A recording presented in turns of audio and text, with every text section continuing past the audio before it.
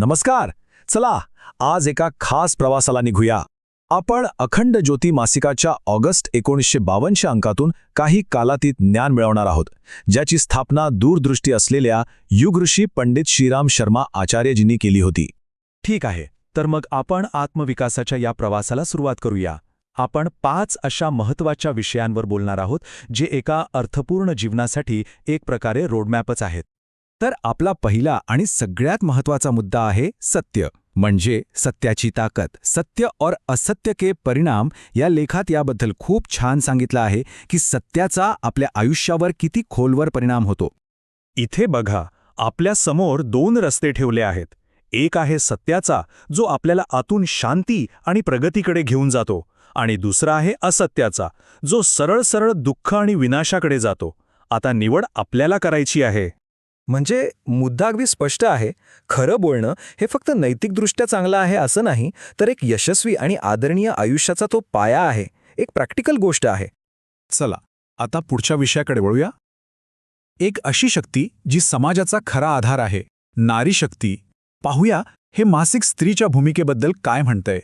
बघा, नारी का समुचित सम्मान या लेखात किती महत्त्वाची गोष्ट सांगितली आहे की कोणत्याही देशाचं भविष्य हे तिथल्या स्त्रियांच्या हातात, त्यांच्या संस्कारांमध्ये घडत असतं. आणि हे किती सुंदर आहे बघा. सद्गुण, प्रेम, शहाणपण हे सगळे गुण पिढ्यानपिढ्या स्त्रियाच तर जपतात आणि पुढे देतात. म्हणूनच समाजाच्या भल्यासाठी त्यांची भूमिका कितीतरी पटीने महत्त्वाची आहे. ठीक आहे, तर आता बाहेरच्या जगातून जरा आतल्या जगात डोकावूया आणि आपल्या विचारांमध्ये जी एक अद्भुत शक्ती लपलेली आहे ना, तिला समजून घेऊया, कारण तीच आपलं जग बदलू शकते. विचारांची अद्भुत शक्ती हा लेख एक कमाल गोष्ट सांगतो. आपले विचार म्हणजे फक्त डोक्यात ये जा करणारे तरंग नाहीत, तर ती एक खरीखुरी ऊर्जा आहे, एक अशी शक्ती जिचा प्रभाव आपल्या आयुष्याच्या प्रत्येक पैलूवर पडतो. आता हे बघा, हे किती इंटरेस्टिंग आहे. किती सोप्या भाषेत ही प्रक्रिया समजावून सांगितली आहे. आपले आतले विचार तेच हळूहळू आपलं बाहेरचं जग कसं घडवतात हेच यातून दिसतं. खरंच विचार करण्यासारखी गोष्ट आहे. याचा अर्थ काय की आपण जसा विचार करतो तसेच आपण बनतो. आणि सगळ्यात महत्त्वाचं म्हणजे जर आपण आपल्या विचारांवर ताबा मिळवला तर आपण स्वतःला पूर्णपणे बदलू शकतो, आपल्या आतल्या सुप्त शक्तींना जागं करू शकतो. हीच तर यशाची खरी गुरुकिल्ली आहे. आता बघा, हे मासिक फक्त मोठमोठ्या गोष्टी सांगून थांबत नाही, तर स्वतःमध्ये सुधारणा करण्यासाठी काही प्रॅक्टिकल, अगदी सोपे उपायसुद्धा देतं. चला आता तेच पाहूया. इथे तपश्चर्या किंवा आत्मशिस्त म्हणजे स्वतःला त्रास देणं अजिबात नाही, तर उलट स्वतःला शुद्ध करून, आपलं मन आणि शरीर शुद्ध करून उच्च विचारांशी जोडण्याचा हा एक सुंदर प्रयत्न आहे. आणि यासाठी एक खूप खास टेक्निक सांगितली आहे. तिचं नाव आहे मल्लिका प्राणायाम. आणि याची सगळ्यात भारी गोष्ट काय माहितीये, हे कोणीही करू शकतं, तुमचं वय काहीही असो किंवा तुमची शारीरिक स्थिती कशीही असो.